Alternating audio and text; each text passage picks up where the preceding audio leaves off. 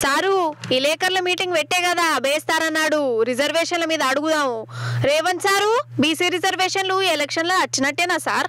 ఎన్నికలు రిజర్వేషన్లు అనే దానికి ఇప్పుడు రాష్ట్రపతి దగ్గర పెండింగ్ ఉన్నది కాబట్టి ఇవన్నీ చర్చలు ఎన్నికలు ఎవరు నిర్వహించాలనో ఎన్నికల అధికారులు ఎవరు నిర్వహించాలనో అది తెలుసు రిజర్వేషన్లు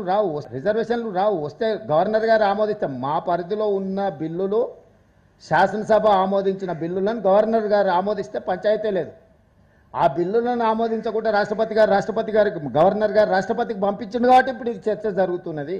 ఆగనట రావట బీసీ రిజర్వేషన్లు లేవట ఇంకేందిగా ఉన్న ముచ్చన్నే కక్కి పడేసిడు మరి రేవంత్ సారు బీసీ రిజర్వేషన్లు రావని ఎరికైనప్పుడు గంతమంది ఢిల్లీకి పోయి ధర్నా ఎగరం ఎందుకు పెట్టుకున్నారు సార్ జంతర్ మంతర్ కాడ రిజర్వేషన్లు నేనే పట్టుకత్తా అని ఎందుకు అన్నారు సార్ ఈ రిజర్వేషన్లు వచ్చేది లేదు ఇచ్చేది లేదని రాహుల్ బాబుకు ముందే ఎరికయ్యి ఆ ధర్నా కార్యానికి రాలేదా సార్ ఈ నాటకాన్ని రక్తి కట్టియలేక కరిగే సార్ అందుకే అటు ముఖాన చూడలేదా సార్ గిట్లనే నిలదీస్తురోళ్ళ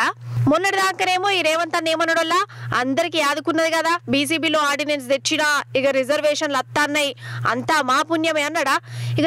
నిన్ననేమో రాహుల్ గాంధీ ప్రధాని అయితే బీసీ బిల్లు వస్తుంది సప్పుజేక ప్రధాని చేద్దామనే ముచ్చట చెప్పిండు నాకైతే కరెంట్ షాట్ కొట్టినట్టే అయింది మీరు కూడా ఇనురోమలుగా